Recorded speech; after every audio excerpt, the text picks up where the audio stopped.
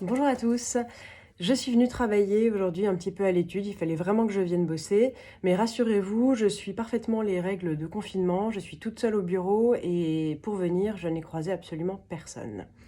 Aujourd'hui, j'aimerais vous expliquer la différence entre l'argent et le métal argenté.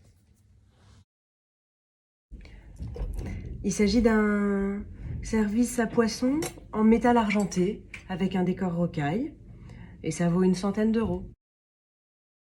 Je pense que vous devez faire erreur, mademoiselle, parce que ça, c'est l'argenterie que mes parents m'ont offert pour mon mariage. Donc, je ne pense pas que ce soit du métal argenté. Il est pas là, le commissaire-priseur?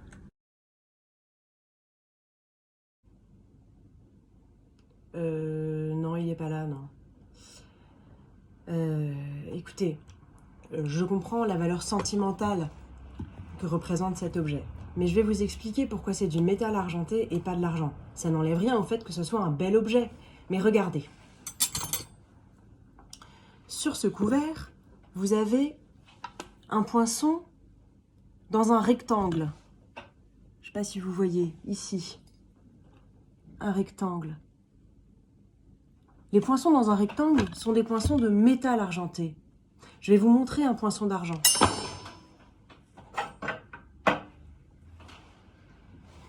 Regardez. Ici, vous avez un poinçon dans un hexagone. Ça, c'est un poinçon d'argent. Il faut savoir que l'argent est un métal très mou. Pour faire des pièces d'orfèvrerie en argent, sachez qu'il y a toujours un petit peu de cuivre mélangé à l'argent. Les pièces en métal argenté, elles, sont uniquement composées d'un métal recouvert d'une fine couche d'argent. Ce que je veux vous dire par là, c'est que dans cette cuillère, par exemple, il y a 950 millièmes d'argent et 50 millièmes de cuivre. C'est juste pour vous dire que l'expression argent massif n'existe pas en orfèvrerie. Bon, en gros, pour faire la différence rapidement entre l'argent et le métal argenté. Sur les pièces en argent, il y a un hexagone, comme ça, magnifique hexagone, dans lequel, alors je ne vais pas vous faire l'histoire des poinçons, parce que jusqu'à la Minerve en 1838, il y a pas mal de choses, mais sur les pièces les plus courantes, vous avez cette fameuse Minerve.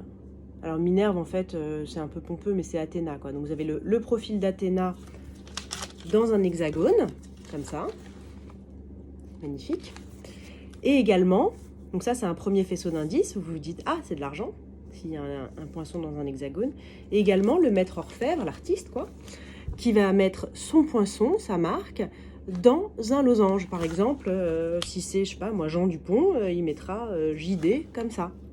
Donc si vous avez ce genre de marque sur une pièce, a priori, c'est en argent.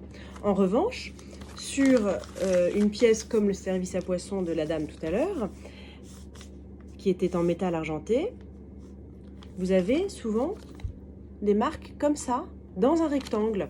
Alors, les marques que vous allez trouver le plus souvent, ça va être Boulanger, Hercuis, et donc c'est écrit comme ça, à l'intérieur du rectangle.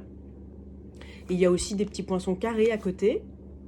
Voilà, et donc ça, ce n'est pas de l'argent, c'est du métal argenté. Donc concrètement,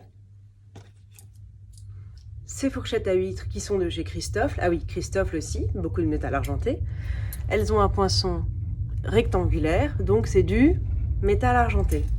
Voilà. Bah écoutez, j'espère que ça vous a plu.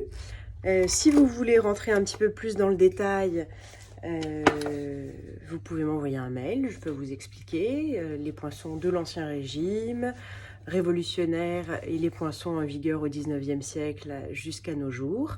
J'imagine que doit y avoir sur internet des données assez intéressantes à ce sujet, voilà. Et ben, bonne après-midi et à demain.